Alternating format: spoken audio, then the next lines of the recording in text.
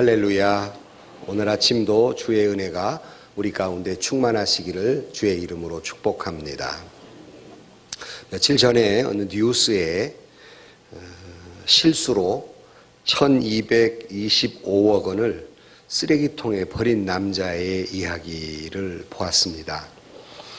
이 사람은 IT 전문가로서 영국의 제임스 하웰즈라고 하는 사람인데, 요즘 말도 많고 탈도 많은 비트코인, 그가 2009년부터 자기 IT 전문가니까 컴퓨터로 이 비트코인을 채굴을 했다고 합니다. 그가 소유했던 것이 약 7,500 비트코인이라고 그래요. 근데 어느 날, 그때만 별 크게 가치가 있은 때가 아니었으니까, 어느 날 컴퓨터가 문제가 생겨서 이베이를 통해서 컴퓨터를 팔았어요.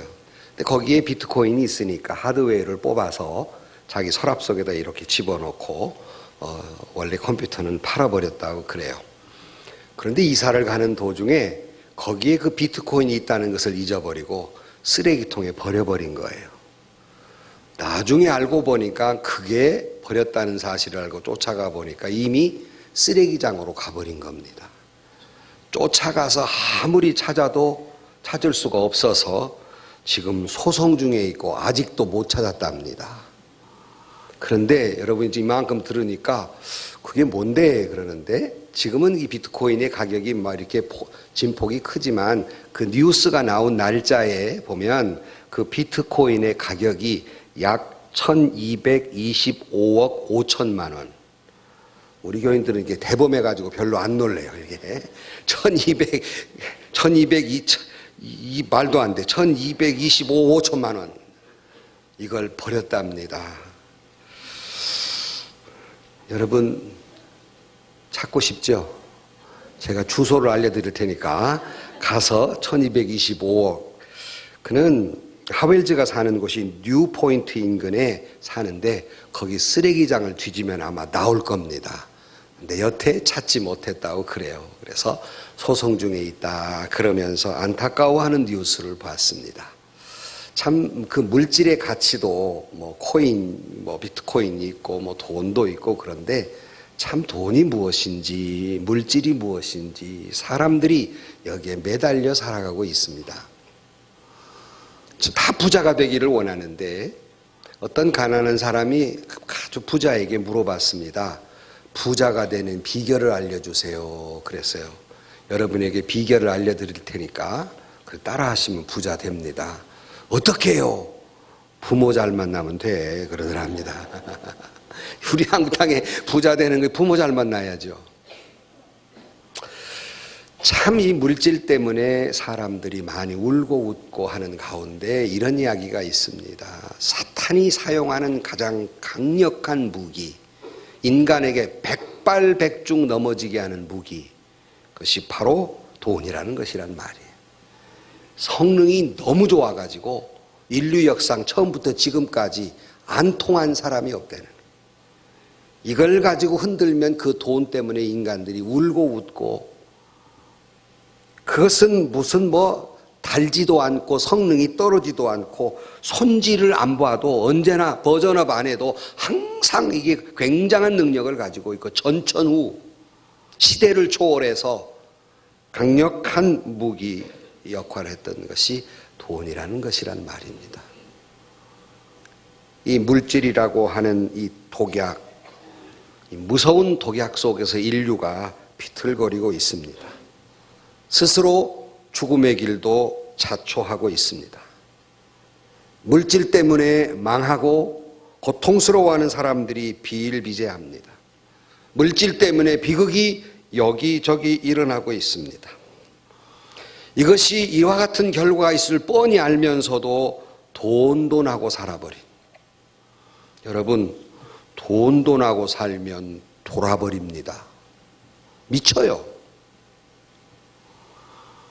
우리는 신앙인의 그 신앙이란 무엇인가를 쭉 따라가면서 우리는 영적인 문제 중요해서 이렇게 다루지만 물질의 문제를 다루지 않을 수 없습니다.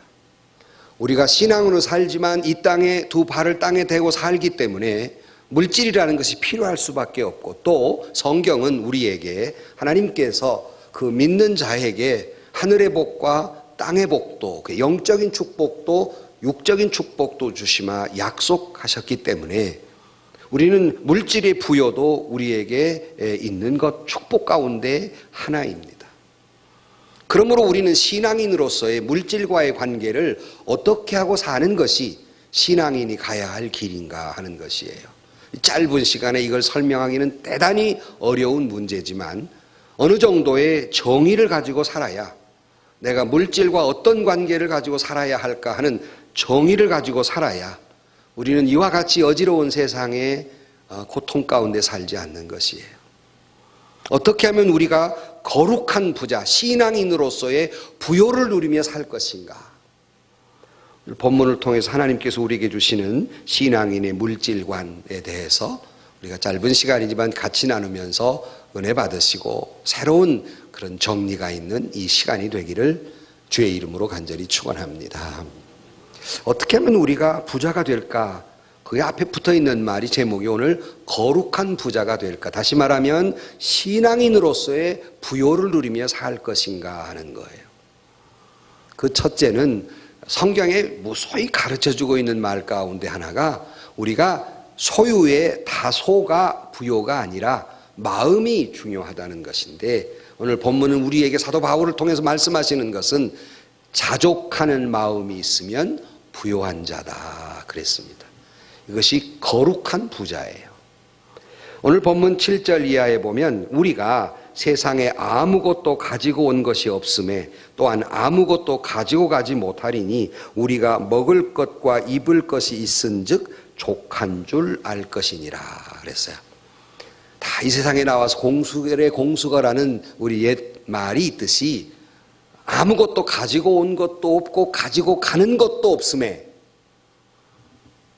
그저 내가 한 끼 밥이 있고 한 벌 옷이 있다면 그것으로 족한 줄 여기는 것이 거룩한 부자로 사는 것이다 하는 말이에요. 이걸 자족이라는 말을 바로 앞절에 사용하고 있습니다. 6장 6절에 보시면 이렇게 되어 있습니다. 그러나 자족하는 마음이 있으면 경건은 큰 이익이 되느니라 그랬어요. 이걸로 보아서 물질과 경건이 상관성이 있단 말이에요. 경건과 물질이 전혀 관계가 없는 것이 아니라 물질은 우리의 경건, 즉 거룩한 삶에 지대한 영향을 미치는데, 내가 자족하는 마음으로 살면 그는 경건에 좋은 영향을 미치지만 역으로 생각하면 자족하는 마음이 없으면 경건도 해치게 된단 말이에요. 거룩도 해치게 된단 말입니다. 그러므로 여러분이 정말 신앙인으로서 경건하고 거룩한 삶을 사시려면 물질의 다소의 문제가 아니라 내가 자족하며 사느냐의 문제라는 말씀입니다. 그런 거로 저와 여러분이 물질의 다소를 떠나서 자족하는 마음을 갖게 되기를 주의 이름으로 축복합니다. 반대로는 탐욕스러움이라는 게 있을 거예요. 이 탐욕이라는 것을 어거스틴은 이렇게 번역하고 있습니다. 충족한 것보다 우리가 더 원하는 것. 그러니까 사람이 만족할 줄 못하고 자꾸 더 이게 탐욕이라는 말입니다.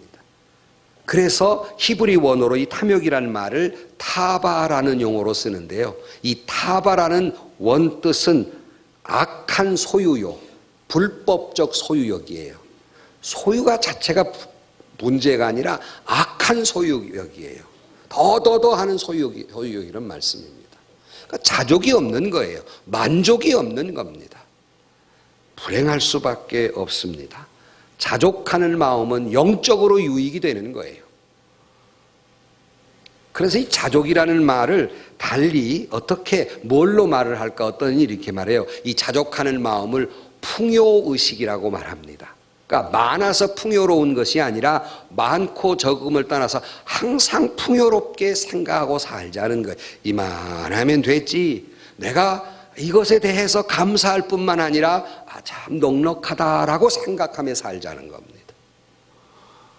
이만하면 충분하지. 이만하면 됐다. 얼마나 큰 축복이냐. 감사를 넘어서 넉넉하다고 생각하며 살아가는 삶이에요. 이게 자족입니다. 여러분의 지금 표정이 하나도 자족함이 없어. 그래도 뭔가 지금도 모자라고 지금 힘든데 이게 뭔 말이냐 이게 지금 그런 표정이에요. 그러니까 항상 찌든거리고 사는 거예요. 자족함이 있으면 평화로울 수밖에 없습니다. 몇 년 전에 나왔던 책, 미하일 짐페를이라고 하는 사람이 쓴, 우리나라 말로 번역이 되어 있습니다만은 1%만 가져도 99% 행복하다, 이런 책이에요. 그러니까 100%를 가지려고 하는 거니까 항상 불행하다는 거예요. 그러나 1%를 가져도 행복할 수 있다는 겁니다. 그 책을 뭐 다 5가지 챕터로 다 말씀드릴 수는 없고, 말의 요지는 이겁니다. 요즘 현대인이 너무나도 과한 게 많다는 거예요. 뭐가 과하냐? 스피드가 너무 과하다는 거예요. 너무 빨리 우리나라 사람은 그냥 빨리 가려고 너무 속도에 과속도가 붙어 있고, 소비가 너무 과하다는 거예요. 너무 많이 가지려고 그런다는 거예요. 그리고 또한 역시 일이 너무 과다하다는 거예요. 너무 일을 많이 한다는 겁니다. 너무 과한 것 가운데 하나가 너무 많이 소유하려고 한다는 겁니다.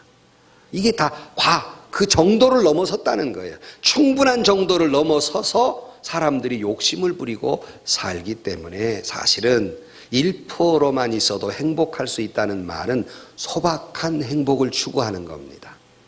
그러니까 많이 가져서의 행복이 아니라 소박한 가운데 소박한 삶 속에 누리는 기쁨이에요.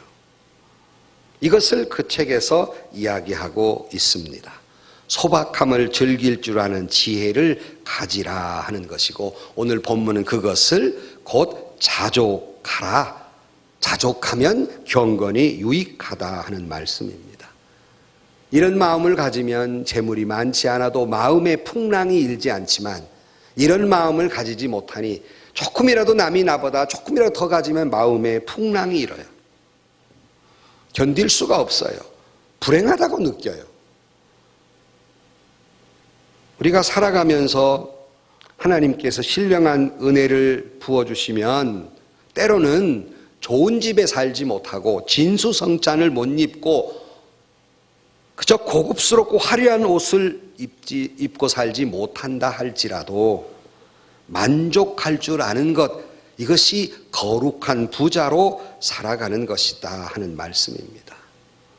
혹여 나보다 누가 좋은 옷을 입었다 해서 마음의 풍랑이 일지 말라는 거예요. 누가 나보다 좋은 자가용을 가졌다고 해서 뭐 그것 때문에 일비하지 말라는 겁니다. 내게 있는 것에 대한 족한 마음 이만하면 됐지, 감사하고 넉넉하다 하고 생각하자 하는 말입니다. 이것이 경건의 삶을 살아가는 비결 가운데 하나입니다. 물론 저나 여러분이나 하루하루 살아가면서 물질적으로 빠듯하게 살아갈 수가 있고, 어떤 때에는 마이너스 통장이 있는 한계까지 꽉 찰 수도 있지만, 나에게 날마다 하나님이 주시는 먹을 것과 입을 것이 있으니 자족하는 마음, 이 마음을 가지고 사는 거룩한 부자들이 되시기를 주의 이름으로 간절히 축복합니다. 많은 사람이 행복은 내 손에 가진 소유에 있다고 생각하지만, 행복은 소유에 있는 것이 아니라 마음에 있다는 말입니다. 부자들이 우리가 모르는 건 알고 있는 비결이 하나 있어요. 부자들이 우리는 모르는데 알고 있는 것, 뭐냐면 돈으로 행복을 가질 수 없다는 비결이에요. 왜 우리는 모르는 거? 아직 가져본 적이 없거든. 그러니까 자꾸 더 가지려고 그래요. 근데 가져본 사람은 이게 돈으로 갖는다고 해서 행복해지는 것이 아니라는 걸 아는 거예요. 그걸 목사님이 어떻게 합니까? 그러니까 그렇게 우리는 그냥 10억만 있어도 배부를 건데, 배 터져 죽을 것 같은데, 조 단위를 가지고도 정부의 대통령에게 뇌물을 먹여서 더 가지려고 하는 까닭이 뭘까요? 만족 못했다는 얘기예요. 그 정도 대통령이 됐으면 만족해야 되는데 왜 그 야단하고 다 감옥에 갈까요? 행복하지 않다는 겁니다. 만족스럽지 못하는 거예요. 우리가 그 사람들에게 안 들어봐도 알 수 있는 얘기예요. 탐욕스럽습니다. 그러므로 여러분 매일매일 누가 뭐라고 해도 감사하고 이만하면 충분하다라고 생각하고 사십시다. 그렇게 살기로 결심하십시다. 아멘이 5사람밖에 안 하고 나머지는 막 토해야 돼. 이만하면 충분하다. 옆 사람 보고 이만하면 충분합니다. 시작. 또 반대로 또 시작. 이만하면 충분합니다. 집에 가서 아내 여러분 남편에게 여보 우리 이만하면 충분해. 그렇게 하시고요. 남편 여러분 아내에게 여보 그래도 이만하면 충분하지. 그렇게 사십시다. 그렇게 사십시다. 보니까 몇 년 전 통계인데요. 당신이 집을 가지고 있다면 이 지구상에 10% 안에 드는 부자이고 거기다가 자동차를 가지고 있다면 5% 안에 드는 부자래요. 안 놀래네? 부자요 여러분들. 뭘 그렇게 야단하고 사십니까? 이만하면 충분하지. 이만하면 충분하지. 그래서 경건의 이것이 유익이라는 겁니다. 거룩하게 되는 삶이라는 거예요. 거룩한 부자. 그 다음 두 번째는 그런데 문제는 부하려 드는 자들이 있다라고 오늘 성경은 말합니다. 다시 9절을 보시면 뭐라고 하냐면 부하려 하는 자들은 그래서 사람 가운데 부하려 하는 자들이 있다. 아니 다 우리가 부하려 하지 누가 가난해지고 싶은 사람이 어디 있겠습니까마는 우선 읽어드리면 부하려 하는 자들은 시험과 올무와 여러 가지 어리석고 해로운 욕심에 떨어지나니 곧 사람으로 파멸과 멸망에 빠지게 하는 것이라 그랬어요. 자 여기서 부하려 하는 자들 이 말은 곧 마음에 재물에 대한 강력한 애착과 욕망을 가지고 재물에 소망을 두는 사람을 부하려 드는 자들이라고 표현하고 있습니다. 결코 이 말이 일에 열심히 살아보겠다는 사람을 칭하는 것도 아니고 열심히 일해서 물질적 부요를 누리는 사람을 칭하는 것이 아닙니다. 여러분 우리가 살아가면서 그 사람이 열심히 노력해서 부요를 누리는 사람들을 욕하지 마세요. 그 노력의 결과예요. 열심히 노력한 사람이 노력의 결과로 부요를 누리는 것에 대해서 돌팔매질하면 안 됩니다. 당연한 결과지요. 그래서 우리는 또한 열심히 노력하면서 정직하게 살지만 믿음으로 살면서 더 부요를 누리려고 저축도 하고 뭐 여러 가지를 하는 것, 그거는 나쁜 일이 아닙니다. 오늘 성경이 이 부하려 하는 자 속에는 그런 사람을 이야기하고 있는 게 아니에요. 그러니까 우리가 열심히 일해서 열심히 모아서 재물을 많이 모아서 또 좋은 일에 하나님 나라 일에 또 이렇게 사용하려고 열심히 노력하는 자체를 말하고 있지 않습니다. 아까 조금 전에 말씀드린 대로 부하려 하는 자들이란 말은 그러나 그 정도에서 지나친 것이 아니라 이 부여하려고 하는 애착을 가지고 있고 부하려고 하는 욕망이 똘똘 뭉쳤고 이 물질에만 소망을 두고 사는 사람을 지칭하는 말입니다. 적어도 거룩한 부자는 돈을 열심히 일해서 모으는 것을 얘기하는 것이 아니라 우리가 정말 거룩한 부자라고 하는 것은 이 물질의 애착, 물질을 사랑하지는 않는단 말이에요. 물질이 삶의 목적이 아니라는 말씀입니다. 물질에 대한 애착을 가지고 있지 않다는 거예요. 노력하지 않는다는 말이 아니라. 무슨 말일까? 오늘 그 다음 절에 보시면 10절에 이렇게 돼 있어요. 돈을 사랑함이 일만하게 뿌리가 되나니 그랬어요. 그 부하려 하는 자를 다시 번역하면 돈을 사랑하는 자예요. 열심히 노력해 돈을 버는 것과 돈에 애착을 갖는 것은 좀 다릅니다. 제가 그랬잖아요. 저는요 개를 참 사랑합니다. 근데 개를 좋아하기도 해요. 뭔 말인가? 개를 사랑하기 때문에 기릅니다. 참 사랑해요. 그런데 개를 좋아해서 먹습니다. 뭐 말을 알아듣는가 몰라 이게. 그러나 제가 먹은 지가 아주 10년도 넘어요. 제가 그렇지만은 이해를 하기 위해서 말씀을 드리는 거예요. 돈을 너무 사랑한단 말이에요. 돈을. 그래서 사람들이 돈에 일만하게 뿌리가 된다. 돈에 애착을 넘어가시다 보니까 온갖 거짓말을 다 하고 온갖 탐욕스러움에 죄악을 짓고 노력함을 지나가서 거짓말하고 또 뇌물을 먹이고 온갖 죄악을 지니면서 모으려는 사람들, 돈에 대해서 부하려 하는 자들, 이것 때문에 시험이 되고 올무가 되고 그것이 파멸과 멸망에 빠지게 되느니라 하는 말씀입니다. 근데 이 말을 하면 그거야 뭐 교회 밖에 사람들이겠지, 뭐 교회 안에 사람들이야 그러리야 하지만 오늘 본문이 디모데 전서입니다. 사도 바울이 목회자인 디모데에게 주시는 권면 가운데 교회 안에 돈을 사랑하는 사람이 있다 그런 말이에요. 당시에 에베소 교회나 초대교회들이 돈을 사랑하는 사람들이 있었다. 디모데가 목회하는 에베소 교회에 부하려 하는 사람이 있다 하는 말씀입니다. 오늘날 교회에 앉아서 청산유수와 같이 기도를 하지만 입술로는 주여 주여 하지만 속으로는 돈이 나의 주여 하고 살아가는 사람들이 비일비재하다 하는 말이에요. 왜 그럴까? 애착을 가지고 있기 때문입니다. 돈에 대한 애착이 심각한 위험지경에 빠져 있습니다. 그래서 부하려는 자들은 시험과 올무와 여러 가지 어리석고 해로운 욕심에 떨어지고 곧 사람으로 파멸과 멸망에 빠지게 한다는 거예요. 온갖 폭력을 휘두르고 온갖 죄악은 다 저지르게 되는 것이 바로 이 돈 때문입니다. 돈 때문에 부모를 죽이고 돈 때문에 형제를 죽이면서 돈 때문에 이런 악한 짓들을 벌입니다. 나이 드신 분들은 공감하는 일 가운데 하나가 요즘 나이 드신 분들 가운데 제 이런 소리도 들었어요. 자식이 무섭다는 겁니다. 돈을 많이 가지고 있지도 않지만 자식이 무섭다는 거예요. 왜? 그거 안 준다고 부모를 때려 죽인 자식들이 비일비재하니까. 자식이 입으로 말은 않지만 저 노인네 언제 빨리 죽나, 빨리 저 재산 내가 가져야 되는데 하는 자식들이 비일비재하니까. 누가 이렇게 만들었습니까?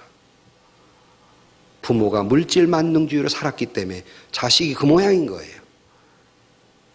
지금도 여러분들이 돈에 대한 애착을 가지고 있는 만큼 자식이 그만큼 애착을 가지기에 부모를 죽여서라도 그 재산 강취하겠다는 겁니다. 갈취하겠다는 거예요. 자식이 무섭다는 거예요. 이웃이 무서운 것이야 자식이 무서워서 문을 꽁꽁 걸어 잠그고 자요. 이게 돈이라는 거예요.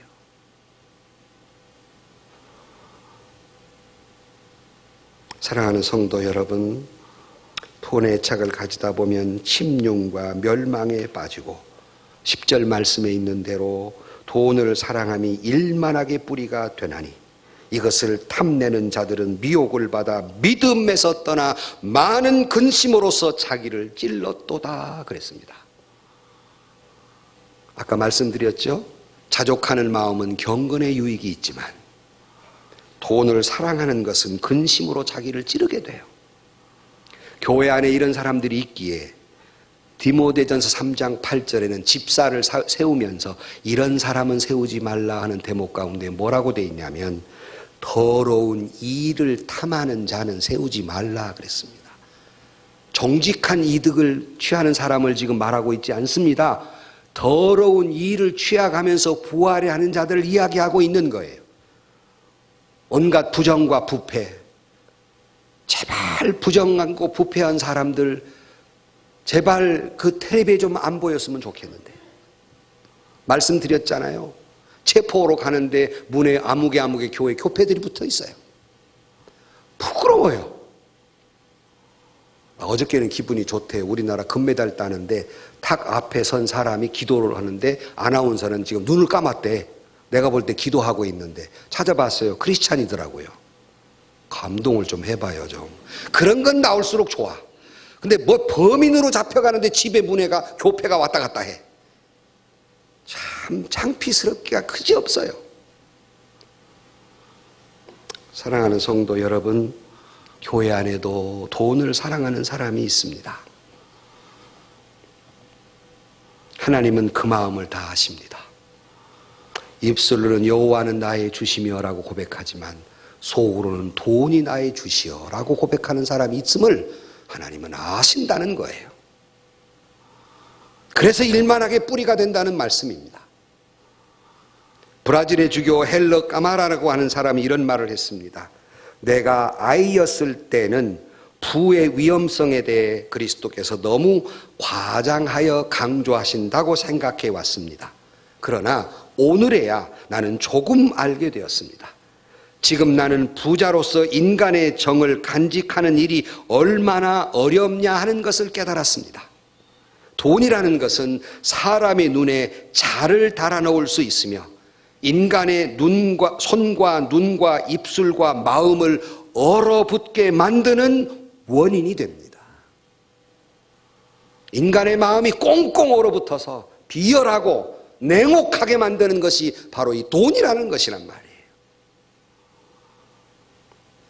우리는 모두 다시 한번 거룩한 부자가 되기 위해서는 물질적으로 부여를 위해 노력하지 말라는 것이 아니라 애착을 갖는 것은 문제라는 거예요. 물질에 소망을 두는 것이 문제라는 말씀입니다. 바라기는 주님 주심에 대해 감사하고 자족하며 우리가 열심히 노력하며 살지만 물질에 소망을 두거나 물질에 애착을 갖는 그런 마음을 이 아침에 이 말씀을 들으면서 다시 한번 회복하기를, 다시 한번 치유받기를 주의 이름으로 축원합니다. 성령께서 오늘 오셔서 저와 여러분의 마음속에 이 물질에 대한 애착에서 자유로운 사람은 아무도 없을 겁니다. 다 애착을 가지고 있어요.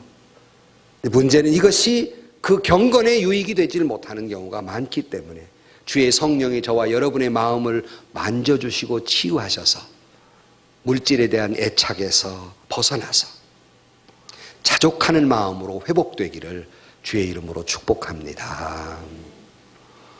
그런데 세 번째로는 부자들이 있어요.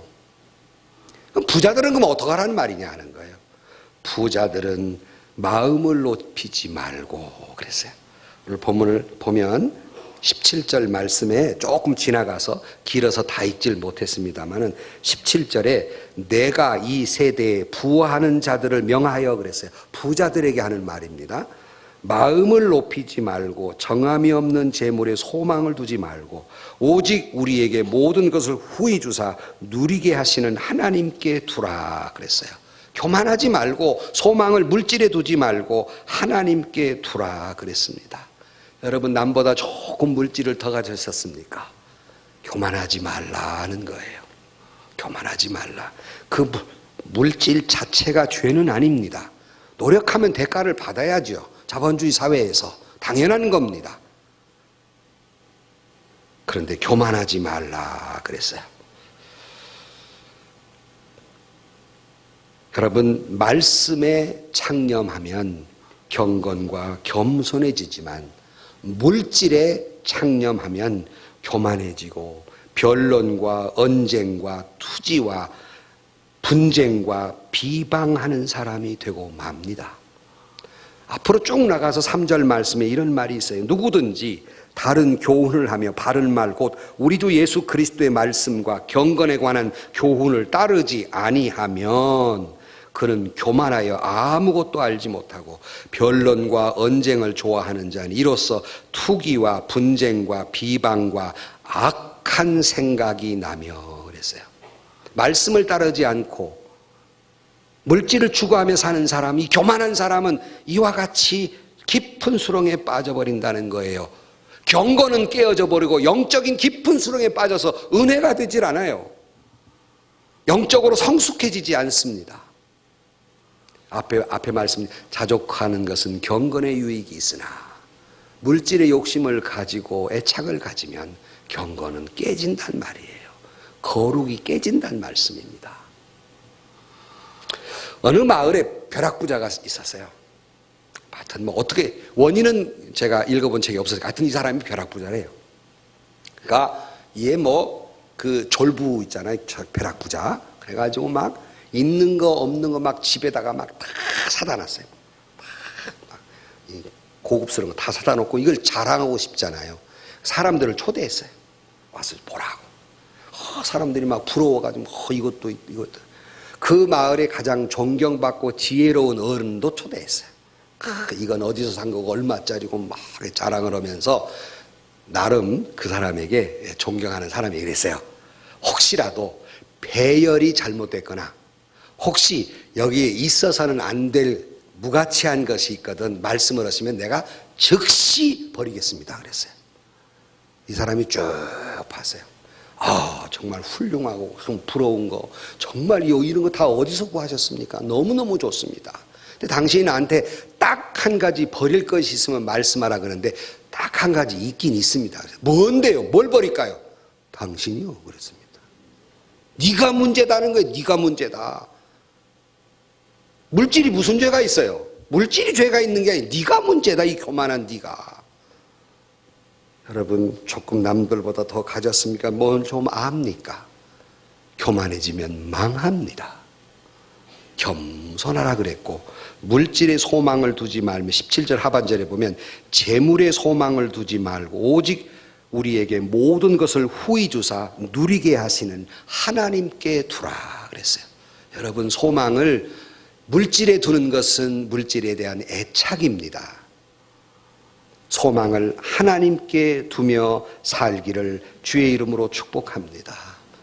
돈이면 다 된다고 생각하는 건 사탄이 돈이 우리를 타락하게 만드는 유혹의 소리입니다. 돈만 있으면 성공이라고 생각하고 돈만 있으면 행복이라고 생각해서 죽기 살기로 돈을 모으려는 것처럼 어리석은 인간이 없습니다. 돈으로 집은 살 수 있으나 돈으로 행복한 가정을 살 수는 없습니다. 돈으로 침대는 살 수 있으나 돈으로 평안한 잠을 살 수는 없습니다. 돈으로 시계는 살 수 있으나 돈으로 시간은 살 수 없습니다. 돈으로 책은 살 수 있지만 돈으로 지식을 살 수는 없습니다. 돈으로 지위는 살 수 있으나 돈으로 존경을 살 수는 없습니다. 돈으로 약은 살 수 있으나 돈으로 건강을 살 수는 없습니다. 돈으로 피를 살 수는 있으나 돈으로 생명을 살 수는 없습니다. 돈으로 사람을 살 수는 있습니다. 그러나 돈으로 사랑을 살 수는 없습니다. 돈이면 무엇이든지 된다고 생각하는 건 속고 또 속고 또 속고 사는 것입니다. 바울은 빌립보 4장 1절 이하의 13절까지 내용을 보면 내가 궁피부함으로 말하는 것이 아니라 어떠한 형편에든 나는 자족하기를 배웠노니 나는 비천에 처할 줄도 알고 풍부에 처할 줄도 알아. 모든 일에 곧 배부름과 배고픔과 풍부와 궁핍에도 처할 줄 아는 일체의 비결을 배웠노라. 내게 능력 주시는 자 안에서 내가 모든 것을 할 수 있느니라. 여러분 풍부해서 내가 부자에 처할 줄도 아는 거룩한 부자가 되시고 혹 부족하더라도 배고픔 속에서도 거룩한 부자로 살 수 있는 그런 거룩한 신앙인들이 되기를 주의 이름으로 간절히 축원합니다. 그럼 17절 이하의 그 18절에 계속해서 나오는 말씀이 무슨 말씀이냐면 선을 행하고 선한 사업을 많이 하고 나누어 주기를 좋아하며 너그러운 자가 되게 하라. 이것이 장래에 자기를 위하여 좋은 터를 쌓아 참된 생명을 취하는 것이라 그랬습니다. 여러분 돈을 가지고 있다면 선한 일에 쓰십시오. 선한 일 가운데 하나님의 나라에 하나님의 영광을 위해 사용하십시오.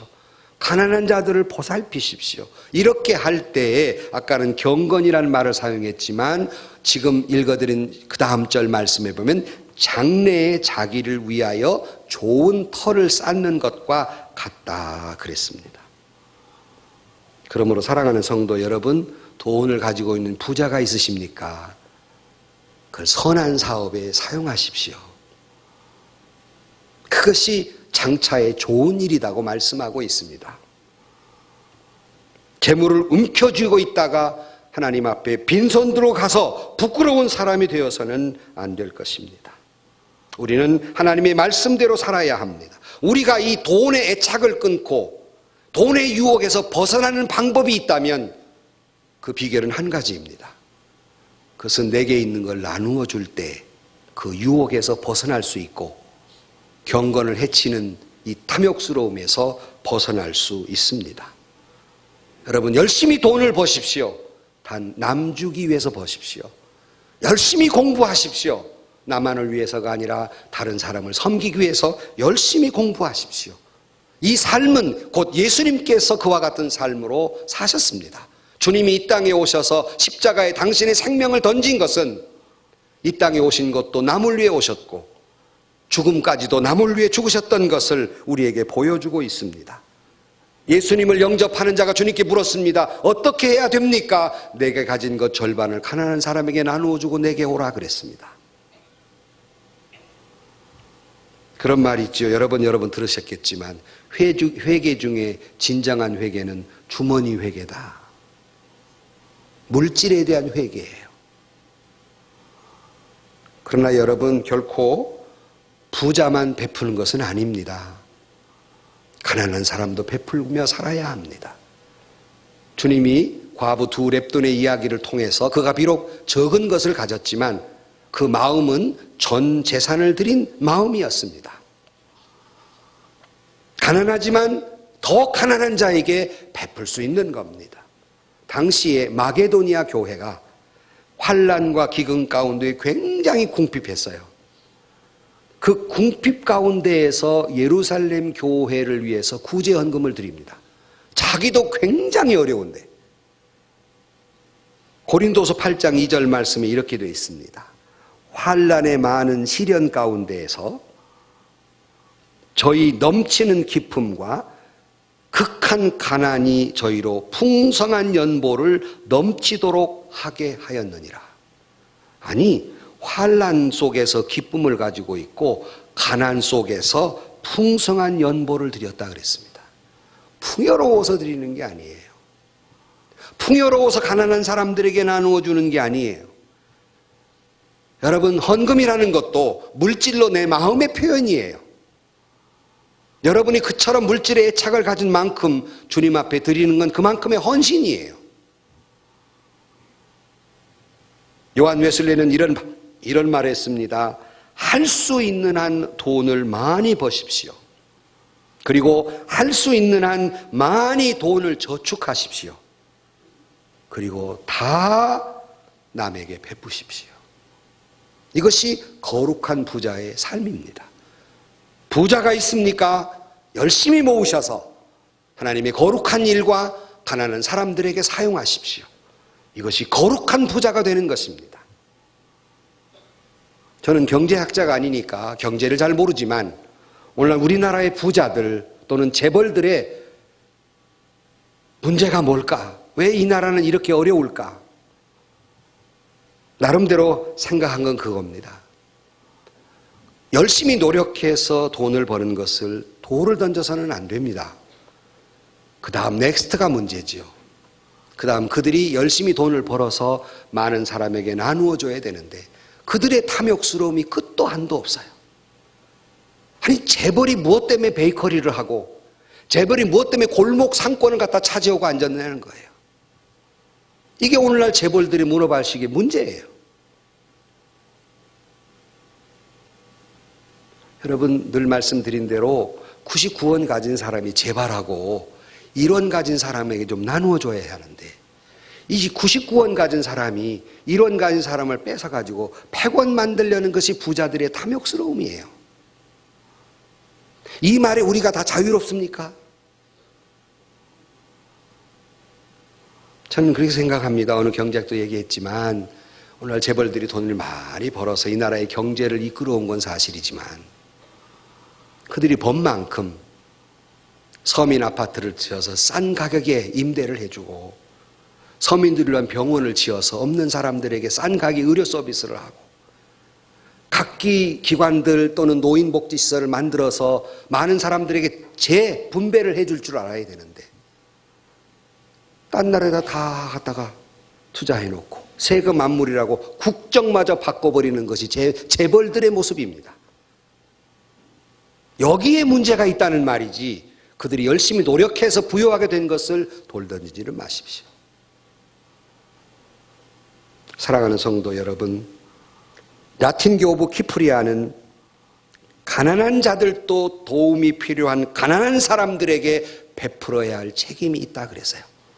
돈이 많아서만이 아니라 내가 가난해도 있는 것을 나누어 줄 줄 아는 책임이 있다 그랬습니다. 거룩한 부자는 돈이 많아도 돈에 소망을 두지 아니하고 하나님께 두며 그것을 나누어 줄 줄 아는 사람이 거룩한 부자인 줄로 믿습니다. 여러분 다 부자 되셔서 그렇게 나눠줄 줄 아는 거룩한 부자들이 되기를 주의 이름으로 축복합니다. 결론으로 말씀을 드립니다. 그러면 누가 부자일까? 여러분 얼마나 가지면 부자라고 생각하시겠어요? 몰라요? 얼마나? 제가 그래서 어저께 한번 뒤져봤어요. 우리나라에서 부자라는 개념이 어느 정도 가져야 될까? 10억? 좀 작은가요? 20억? 있기나 해요, 여러분? 근데 거기 읽어본 거니까 50억은 가져야 부자라고 그럽니다.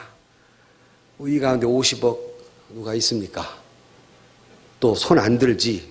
헌금을 할까봐. 내가 알기로는 별로 없는 것 같아요. 여러분, 주님이 우리를 부르신 것은 부유의 삶을 위해 부르신 것이 아니라 거룩한 삶을 위해 부르셨습니다. 그러므로 우리는 이 땅에 살면서 때로는 거룩한 삶과 부유로운 삶이 일치하지 않을 때가 종종 있어요. 우리의 목표는 부유의 삶이 아니라 거룩한 삶의 목표를 두시고 거룩한 부자의 목표를 두시고 지금 하나님이 내게 베풀어 주신 은혜에 대해서 족한 줄 알고 자족할 줄 아는 부유한 사람들이 되시고 너무 그렇게 물질에 애착을 갖는 부하려는 자들이 되지 마시고 혹시라도 작은 물질을 가졌다면 그것을 나누어 줄 줄 아는 거룩한 부자들이 되기를 주의 이름으로 간절히 축원합니다. 영국의 한 신문사에서 현상금을 걸고 돈에 대해서 바른 정의를 내리는 사람에게 1,000파운드를 주겠다. 그러고 공모를 했어요. 대상을 받은 사람이 누굴까? 대상을 받은 사람은 결코 당시의 경제학자나 또는 윤리학자나 때로는 작가나 목사님들이 아니었습니다. 대상을 받은 사람은 영국에서 신문 배달하는 소년의 정의였습니다. 도대체 뭐라고 정의했길래 그가 대상을 받았을까? 그는 이렇게 정의합니다. 돈이란 천국 말고는 어디든지 갈 수 있는 여권이다. 돈이란 행복을 제외한 모든 것을 갖다주는 공급원이다. 너무 어려워서 지금 잘 못 알아듣겠어요, 지금? 역으로 말하면 돈으로 천국 못 간다는 얘기예요. 돈으로 행복할 수 없다는 얘기예요. 그 대상을 받았어요. 그런 신문 배달부로서 부잣집도 가고 가난집도 가면서 이걸 깨달은 거 어리지만은. 사랑하는 성도 여러분, 하나님은 사랑하는 우리를 향해서 물질은 필요한 것이기에 편리한 것이기에 물질을 가져야만 하지만 돈을 잘 다루라고 말씀합니다. 돈에 대해서 관계를 잘 설정하기 위해서 맨 먼저 오늘 본문에 말씀하신 것은 자족한 마음을 가져라 그랬어요. 우리 모두가 마음에 있는 것에 자족한 마음을 갖게 되기를 주의 이름으로 축원합니다. 이만하면 충분하고 감사하다 하는 마음이 회복되기를 주의 이름으로 축복합니다. 그리고 너무나도 우리가 살아가면서 돈의 착과 소망을 끊어버리고 혹시라도 작은 것이지만 가지고 있으면 쌓지 말고 흩어서 많은 선한 사업에 함으로 말미암아 많은 우리 사랑하는 우리 교우들이 거룩한 부자들이 되시기를 주의 이름으로 간절히 축복합니다.